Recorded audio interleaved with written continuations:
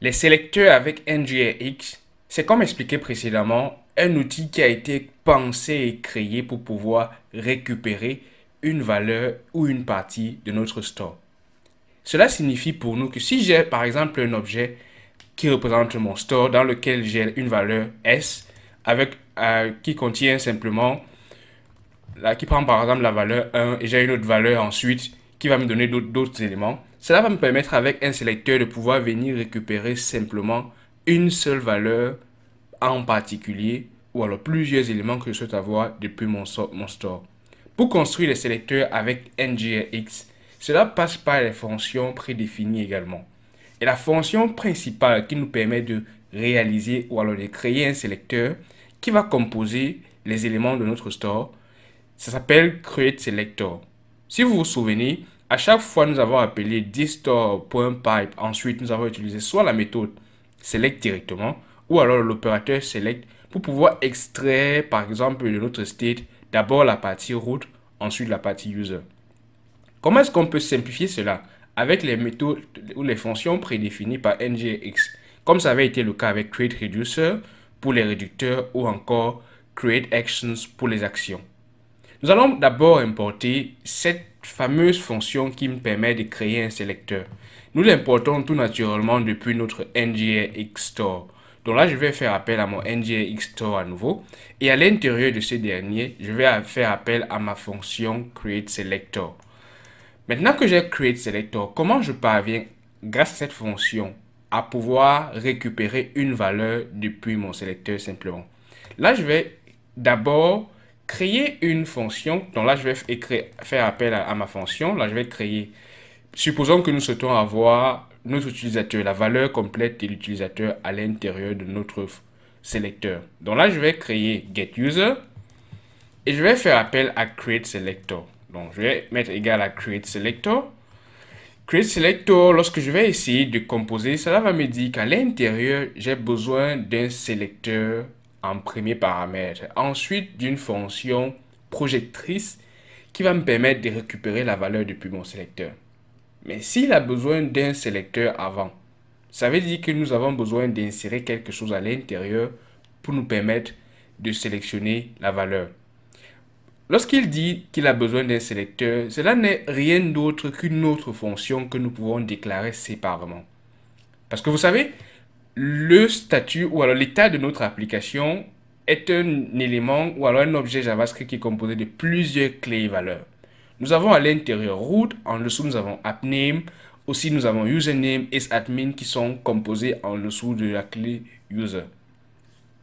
Nous pouvons créer une fonction qui va nous permettre de dire d'abord à notre sélecteur que la partie que nous voulons avoir de tout l'objet, tout ce grand objet-là, c'est la partie qui contient simplement l'état root. Donc, pour pouvoir le faire, je vais créer tout en dessus d'abord une autre fonction. Donc, je vais appeler simplement cons. Je vais dire select root. Je vais appeler ceci select root pour dire sélectionne seulement la partie qui concerne root. Et à l'intérieur, je vais dire, ok, c'est une fonction qui va prendre le state complet.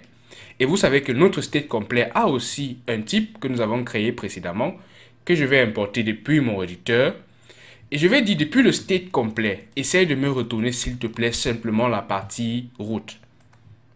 Là, maintenant que j'ai la partie root, je peux venir dire que le select root que j'ai créé, qui est un sous-sélecteur en réalité, qui me retourne une seule partie de notre state, vous voyez à quel point nous aident les types que nous avons créés avec TypeScript.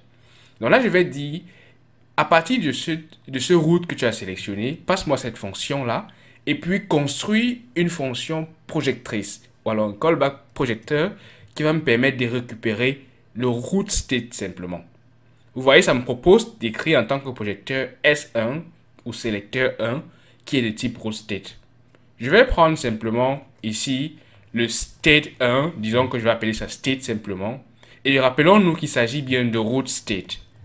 Parce que nous avons déjà défini ces différents types-là grâce aux interfaces TypeScript. Maintenant, à partir de root state, je peux simplement dire, s'il te plaît, dans le state que tu as, retourne-moi. Donc là, j'ai utilisé la fonction fléchée de JavaScript. J'aurais pu mettre également, créer un objet également et mettre un return à la place. parce qu'il nous faut retourner quelque chose en retour. Donc là, je vais dire retourne entre app name et user, j'ai le choix. Je choisis par exemple de prendre user. Là, je viens de créer un sélecteur qui est censé me retourner simplement user. Vous voyez que désormais, lorsque je mets, cela me dit qu'il s'agit d'une fonction sélectrice qui va me permettre de récupérer seulement le user à l'intérieur de mon élément. Maintenant que nous avons créé un tel sélecteur, comment est-ce qu'on peut se servir de ce dernier-là? Pour nous servir des sélecteurs, cela est très simple. Nous devons nous rendre dans le labcomponent.ts.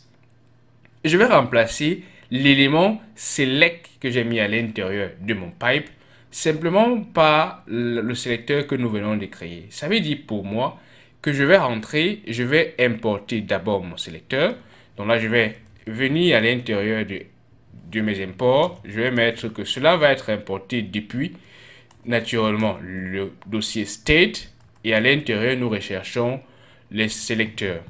Maintenant que j'ai ceci, je peux dire à l'intérieur de ces sélecteurs, là, j'ai exporté une méthode que j'appelais user. Ou alors cette fonction que j'appelais getUser. Maintenant, je vais remplacer, donc je vais mettre le précédent en commentaire pour que vous puissiez voir la différence entre ces constructs-là. Maintenant, j'ai plutôt à l'intérieur, je remplace simplement le state qui me permettait de retourner, puisque maintenant, j'ai tout sélectionné ces éléments, ou alors j'ai tout rapporté ces éléments à l'intérieur de mon getUser. Là, maintenant, je vais simplement faire appel à getUser, et NGRX va se charger pour moi de se rendre compte qu'il s'agit en réalité du user que je veux avoir. Je retourne toujours un observable que je sauvegarde dans mon user. Et lorsque mon application va finir de recompiler, je peux rentrer dans mon navigateur. Je me rends compte que j'ai les mêmes éléments à chaque fois et tout fonctionne comme précédemment. N'est-ce pas plus simple pour nous, surtout si on veut utiliser ce sélecteur dans d'autres composants que nous allons créer plus tard. Nous avons un seul endroit où nous définissons ce sélecteur. Et pour tout élément à l'intérieur de notre store, nous pouvons créer un sélecteur spécifique qui va retourner seulement cette partie-là et qui ne sera pas obligé de souscrire à tout l'état de notre application, mais simplement à la partie qui a été modifiée. Mais là, il y a un problème. Là, nous avons écrit à chaque fois state.route par exemple. Imaginons que cela soit un peu plus simple à nouveau. Je vais te montrer comment NGRX te permet de te simplifier le premier sélecteur grâce à une autre fonction qu'on appelle Create Future Selector.